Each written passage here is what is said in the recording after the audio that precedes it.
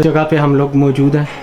इसे मैदान भी कहते थे क्योंकि यहाँ पर एक मैदान था पुराना, और ये तकरीबन वार्ड नंबर 5 भी ये मेरे ख्याल से कहलाती है। और अभी इधर हमारे एक ताया जी हैं, वो हमें बताएंगे इस मंदिर की हिस्ट्री के बारे में। अल्हम्दुलिल्लाह। दुआएं। अंकल आपका नाम? मेरा नाम मोहम्मद अकरम है जी। मलकवाल का मैं रहने वाला हूँ जी। यही हम पले बड़े बूढ़े हुए हैं।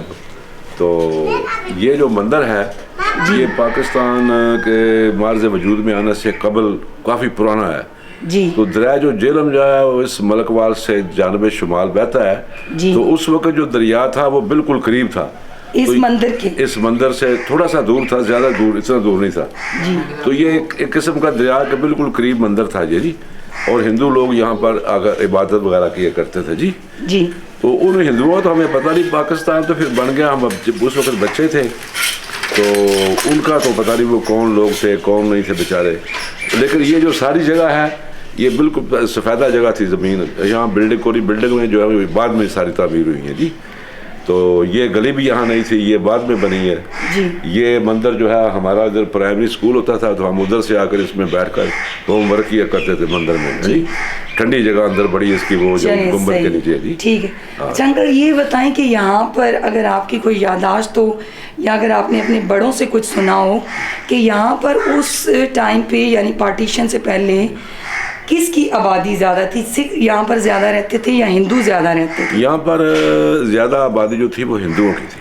अच्छा। यहाँ पर एक सराय है, उसका मौजूदा नाम इस्लामी मोहल्ला है लेकिन वो सराय मन्नू राम है। अच्छा। तो वो जो सराय थी वो मन्नू राम कोहली था उसकी। अभी तक यहाँ पर भट्टे की ईंटें जो पुरानी बिल्डिंग में मिल जाती हैं। अच्छा। जिसके ऊपर MRK लिखा हुआ है जी। ठीक है। और उसके बाद यहाँ एक सब्जी मंडी है, किसी ज़माने में वो फ़कीर चंद होता था एक हिंदू, वो उसकी बिल्डिंग थी जी। ठीक। और जो बल्दिया है पुराना दफ्तर जो था पाकिस्तान बनने के बाद फौरी तौर से, तो वो जो था वो उस फ़कीर चंद चड्डा जो था वो उसने ये वो दफ्तर बनाकर गवर्नमेंट को फ्री दिया था जी। बल्दिया का दफ्तर? बल्दिया का दफ्तर जी है जी। और सब्जी मंडी भी उनके नाम से थी, उन्हीं की बिल्डिंग थी? नहीं, सब्जी मंडी यहाँ पर तो मेरा ख्याल नहीं थी। बहरहाल मामूली थी यहाँ पर आबादी। यहाँ तो सिर्फ जब पाकिस्तान बना तो मेरा ख्याल ज़्यादा 5-6 हज़ार की आबादी थी। अब जो है वो तकरीबन 2 लाख के करीब पहुँच चुकी है जी। क्योंकि इसमें पहले यहाँ पर सिर्फ 7 मेंबर होते थे, अब तकरीबन कोई 15-16 मेंबर है, ज़्यादा बल्कि इससे भी। तो वहाँ हिंदू जो थे वो यहाँ पर अक्सरियत में थे और वो यहाँ पर बल्दिया के पाकिस्तान बनने से पहले यहाँ पर उनको प्रेसिडेंट कहते थे, वो प्रेसिडेंट बनते थे जी। जी, बल्दिया के? जी, बल्दिया के जी। अब फिर बाद में चेयरमैन बन गए, उस वक्त वो प्रेसिडेंट कहलवाते थे। सही। तो यहाँ काफ़ी मतलब देर जी वो रहे हैं। फ़कीर चंद जो है वो तो 2 दफ़ा यहाँ पर बुजुर्ग बताते चेयरमैन रहा है। ठीक। तो अंकल इसके अलावा कोई और फेमस हिंदू या सिख जो बड़े बड़े नाम मशहूर हो इस इलाके में, या जिनकी कोई कारोबार हो बड़ा या कोई दुकानें हों?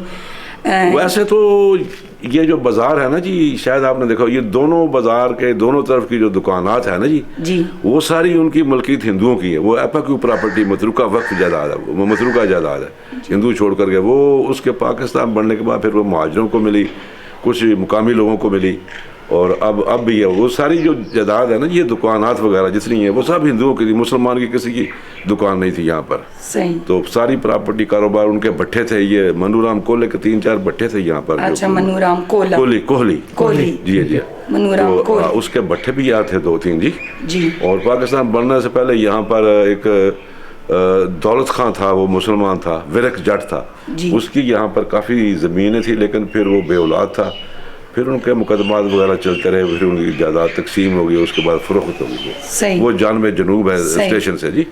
और ये मलकवाल जो है ये पाकिस्तान का ब्रांच लाइन का सबसे बड़ा जंक्शन है ये मलकवाल। और इसकी जो रेलवे की मलकीती जो ज़मीन है वो तकरीबन 242 एकड़ है जी। यहाँ पर फायर ब्रिक्स फैक्ट्री थी जो ख़त्म हो चुकी है।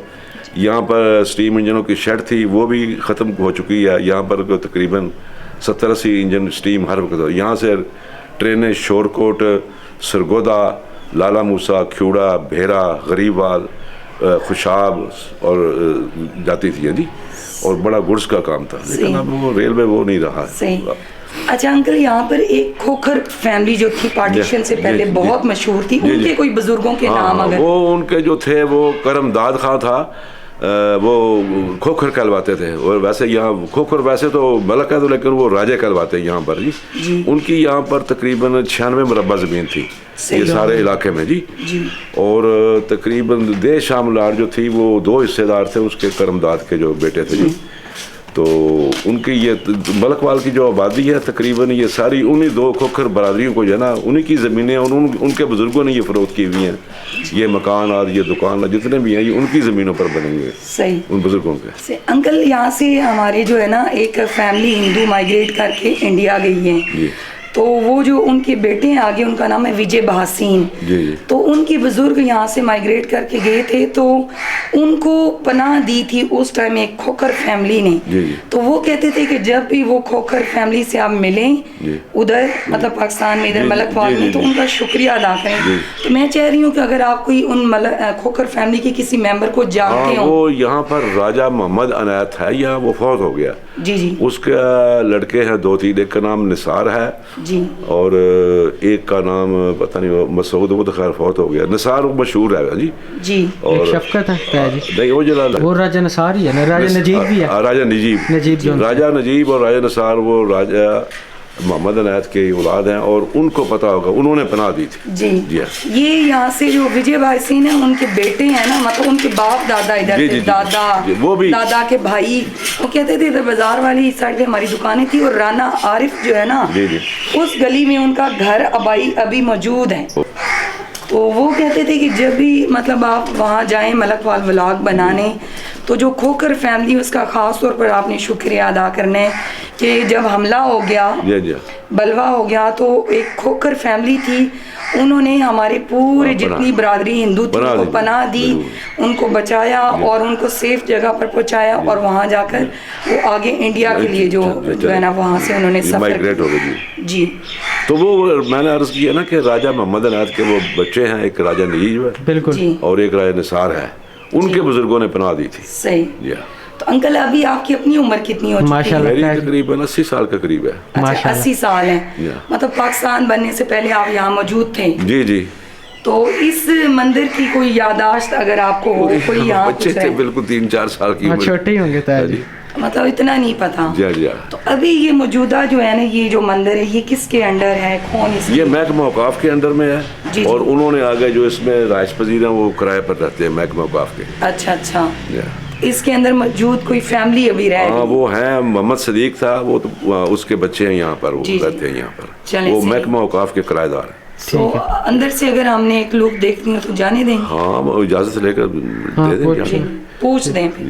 बहुत शुक्रिया अंकल आपका। अच्छा जी, मेहरबानी। आपने हमारे इल्म में इजाफा किया, और अल्लाह ताला आप जैसे बुजुर्गों को जिंदगी और सेहत दे, ताकि ऐसे ही हम आपसे मुस्तफीद होते रहें और आपसे गाइडेंस हासिल करते रहें। शुक्रिया जी, नवाज़िश। मंदिर के अंदर से बिल्डिंग है, ताया जी ने इजाज़त लेके दी है, तो ये अब आप लोगों को हम दिखाते हैं। जैसा कि आप देख सकते हैं, ये देखें उसकी रोशनदान मंदिर के, और ये पुराना स्ट्रक्चर है जी मंदिर का उस दौर का। अब यहाँ पर फैमिली यहाँ पर एक रह रही है।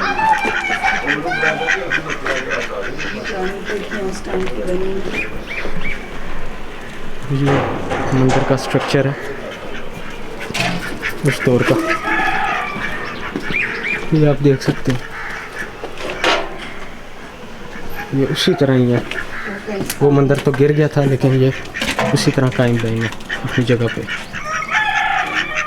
बेसिकली ये अब जो मंदिर है, ताया जी ने भी बताया कि ये महकमा औकाफ के अंडर में है, तो इसका जो किराया वगैरह वो महकमा औकाफ जो उनसे महकमा वही लेते हैं।